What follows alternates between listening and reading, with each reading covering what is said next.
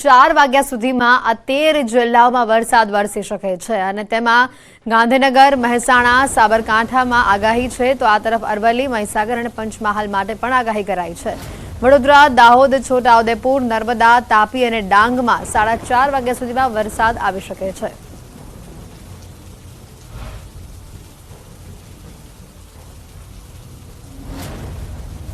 ગુજરાતના ઘણા ભાગોમાં આજે પણ વરસાદ થઈ શકે છે। તેજ પવન, ગાજવીજ સાથે આજે પણ વરસાદની આગાહી છે। અમદાવાદ વાસીઓ આજનો દિવસ સાવધાન રહેજો। અમદાવાદમાં આજે પણ થંડરસ્ટોર્મ એક્ટિવિટીની આગાહી છે।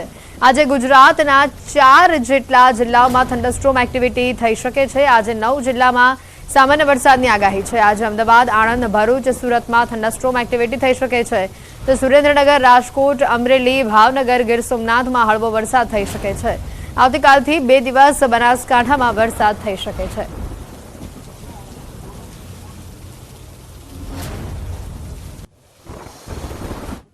से लेकर डे 3 तक गुजरात रीजन और सौराष्ट्र रीजन के आइसोलेटेड प्लेसेस पे लाइट रेन होने का पूर्वानुमान दिया गया है।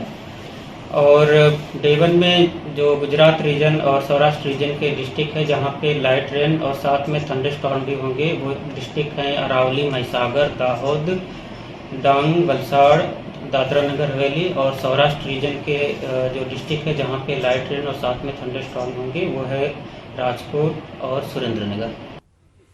ઘણા જિલ્લાઓમાં તેજ પવન સાથે વરસાદની આગાહી છે। કયા કયા જિલ્લામાં આગાહી છે તે આપણે મેપના માધ્યમથી સમજવાનો પ્રયત્ન કરીશું। આજે ખાસ કરીને જોવા જઈએ તો અરવલ્લી, મહીસાગર, દાહોદ, અમદાવાદ, સુરેન્દ્રનગર, આણંદ, રાજકોટ, ભાવનગર, અમરેલી, ગીર સોમનાથ અને આ તરફ ભરૂચ, સુરત, વલસાડ, ડાંગ અને દાદરાનગર હવેલી, લગભગ મધ્ય ગુજરાત અને દક્ષિણ ગુજરાતનો જે ભાગ છે અને સાથે અરવલ્લી, મહીસાગર અને દાહોદ એટલે કહી શકાય આ તમામ વિસ્તારોમાં જે આજે થંડરસ્ટોર્મ એક્ટિવિટી પણ જોવા મળી શકે છે। વરસાદની પણ આગાહી કરવામાં આવી છે। આપણે પણ જણાવી હવામાન નિષ્ણાત અંબાલાલ પટેલની પણ આને લઈને મોટી આગાહી સામે આવી છે। આંધી, વંટોળ અને ગાજવીજ સાથે તેઓએ પણ વરસાદની આગાહી કરી દીધી છે। આગામી 3 દિવસ વરસાદની આગાહી કરી છે। ચોમાસામાં પણ ભારે વંટોળની સાથે વરસાદ પડી શકે છે। સામાન્ય કરતા ચોમાસું આ વખતે વહેલું આવવાની પણ શક્યતા તેમણે વ્યક્ત કરી છે। 17 મે બાદ ફરી ગરમીનું જોર વધશે। મે મહિનાના અંતમાં પ્રી મોન્સૂન એક્ટિવિટી શરૂ થઈ જશે તો 16 મે બાદ બંગાળ ઉપસાગરમાં ચક્રવાત સર્જાઈ શકે છે। તારીખ 16 થી 24 મે સુધીમાં અંદમાન નિકોબારમાં ચોમાસું શરૂ થઈ શકે છે।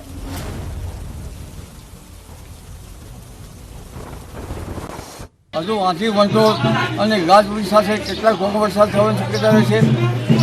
અત્યારે હાલ દેશના ઉત્તર પૂર્વીય ભાગોમાં વરસાદ થવાની શક્યતા રહેશે। તારીખ 16 સુધીમાં હજુ પણ દેશના ઉત્તરીય પર્વતીય પ્રદેશો સાથે સાથે ગુજરાતના કેટલાક ભાગોમાં પ્રી મોન્સૂન એક્ટિવિટીનો વરસાદ થશે અને આ એક્ટિવિટી ગજબની હશે। આંધી, વંટોળ સાથે આ એક્ટિવિટી થશે। તારીખ 19 મેમાં પણ હવામાન પલટો આવશે। ત્યારબાદ તારીખ 24 મેથી 5મી જૂન વચ્ચે પણ હવામાન પલટો આવશે। આ વખતે અખાતીનો પવન કોઈ ભાગમાં નૈઋત્યનો હતો, કોઈ ભાગમાં પશ્ચિમનો હતો, જેના કારણે ચોમાસું વહેલું આવવાની શક્યતા રહેશે। મેના અંતમાં અને જૂનની શરૂઆતમાં અરબી સમુદ્રમાં ચક્રવાત સર્જાવાની શક્યતા રહેશે। હોલ્ડિંગ્સ અંગેના ન્યૂઝ 18ના અહેવાલની અસર પડી છે। ન્યૂઝ 18 ગુજરાતીના અહેવાલ બાદ એએમસી હરકતમાં આવ્યું છે। હોલ્ડિંગ્સનો તાત્કાલિક સર્વે કરવા આદેશ આપવામાં આવ્યો છે। હોલ્ડિંગનું સ્ટ્રક્ચર સ્ટેબિલિટી રિપોર્ટ જમા કરાવવાનો આદેશ આપવામાં આવ્યો છે। 10 દિવસમાં આ તમામ રિપોર્ટ આપવાના આદેશ કરાયા છે। ગેરકાયદે લાગેલા હોલ્ડિંગ દૂર કરવા માટેની પણ સૂચના અપાઈ છે। સ્ટેન્ડિંગ કમિટીના ચેરમેને એએમસી તંત્રને આદેશ આપ્યો છે। 2000થી વધુ ખાનગી હોલ્ડિંગ્સ હોવાનું સામે આવ્યું છે, જ્યારે 250 જેટલા એએમસી સાઇટના હોલ્ડિંગ્સ છે। વિશાળ વૃક્ષો સર્વે કરી ટ્રીમિંગ તેનું કરાશે। 15મી મેથી 15મી જૂન સુધી ગાર્ડન વિભાગ સર્વે કરી વૃક્ષોનું ટ્રીમિંગ કરશે। મુંબઈમાં હોલ્ડિંગ્સ દુર્ઘટના બાદ ગુજરાતમાં વાવાઝોડા સમયે મોટા હોલ્ડિંગ્સ અંગે શું તકેદારી રખાઈ છે તે અંગે ન્યૂઝ 18 ગુજરાતીએ વહેલી સવારથી જ રિયાલિટી ચેક કર્યું હતું અને જેમાં અમદાવાદના અહેવાલ બાદ એએમસી તંત્ર તાત્કાલિક હરકતમાં આવ્યું છે।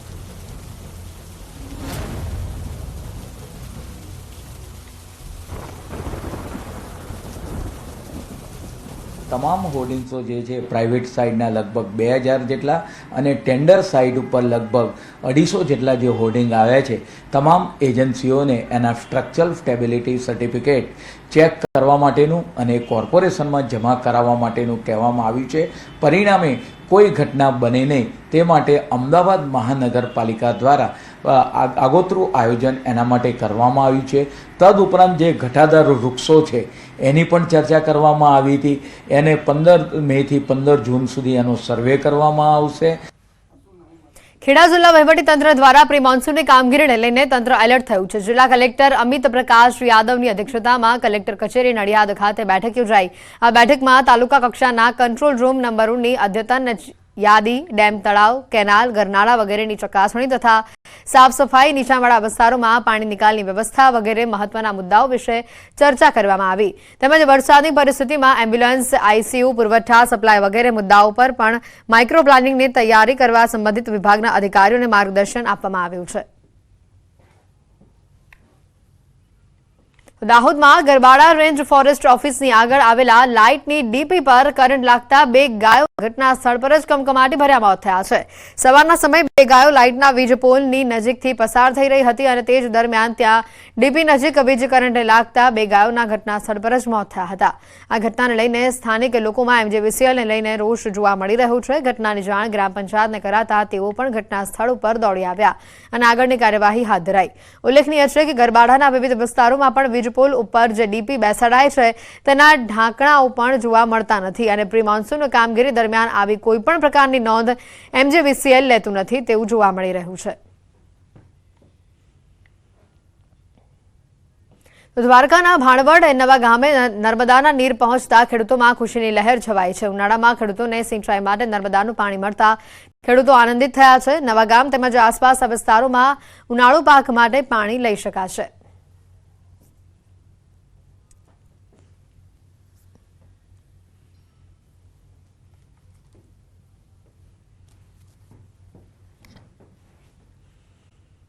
વાતાવરણમાં ફરી એકવાર પલટો આવ્યો છે. હવા પંથકમાં બપોરના સમયે વરસાદની એન્ટ્રી થઈ છે. કમોસમી વરસાદને લઈને વાતાવરણમાં ઠંડક પ્રસરી છે. વરસાદના કારણે ખેડૂતોની ચિંતામાં વધારો થયો છે. ગઈકાલે પણ આપણે જોયું હતું રાજ્યના ઘણા ભાગોમાં વરસાદી માહોલ જામ્યો હતો. ડાંગમાં ખાસ કરીને સાપુતારામાં ગઈકાલે તો કરા પડ્યા હતા અને આજે ફરી એકવાર આ હવા પંથકમાં વાતાવરણમાં બદલાવ જોવા મળી રહ્યો છે. કમોસમી વરસાદ આવી પડ્યો છે અને આ વરસાદના કારણે ખેડૂતોની ચિંતા વધી રહી છે. એક બાજુ ગઈકાલે કરા પડ્યા હતા, પવન જોરદાર ફૂંકાયો હતો અને આજે પણ એવા જ પ્રકારની જાણે સ્થિતિ સર્જાઈ હોય તે પ્રકારની વિગતો આવી રહી છે. નિશાંત અમારી સાથે સંવાદદાતા જોડાઈ ચૂક્યા છે. નિશાંત, જે રીતની ખાસ કરીને આગાહી કરવામાં આવી હતી અને એવા જ પ્રકારના દ્રશ્યો ડાંગથી આવી રહ્યા છે. હજી તો સાપુતારામાં કરા પડ્યા હતા અને આજે ફરી એકવાર આવો જ માહોલ. જે ચોક્કસથી જણાવ્યું તો હવામાન વિભાગ દ્વારા વરસાદને લઈને આગાહી કરવામાં આવી છે. ત્યારે ડાંગ જિલ્લાની જો વાત કરીએ તો ડાંગ જિલ્લાના વાતાવરણમાં આજે ફરી એકવાર પલટો આવ્યો છે. જિલ્લાનો મુખ્ય મથક આહવા ખાતે જે ભર બપોરે કમોસમી વરસાદ વરસ્યો છે. વરસાદને લઈને વાતાવરણમાં ઠંડક પસરી છે. જો ખેડૂતોની ચિંતામાં પણ વધારો થયો છે. જી બિલકુલ. હાલ જે વરસાદી માહોલ જામ્યો છે, કેટલા વાગ્યા સુધીની આગાહી ડાંગના અલગ અલગ ભાગોમાં કરવામાં આવે છે? નિશાંત, ડાંગના ભાગોમાં સાંજ સુધીમાં જે આગાહી કરવામાં આવે છે વરસાદને લઈને, ત્યારે જિલ્લાના મુખ્ય મથક હાલે જે છે વરસાદ વરસ્યો છે. હજુ પણ કેટલાક વિસ્તારમાં વરસાદ વરસવાની આશંકા લાગી રહી છે, કારણ કે જે વાતાવરણ છે વાતાવરણમાં પણ ધીરે ધીરે બદલાવ આવતો જોવા. આભાર નિશાંત માહિતી બદલ.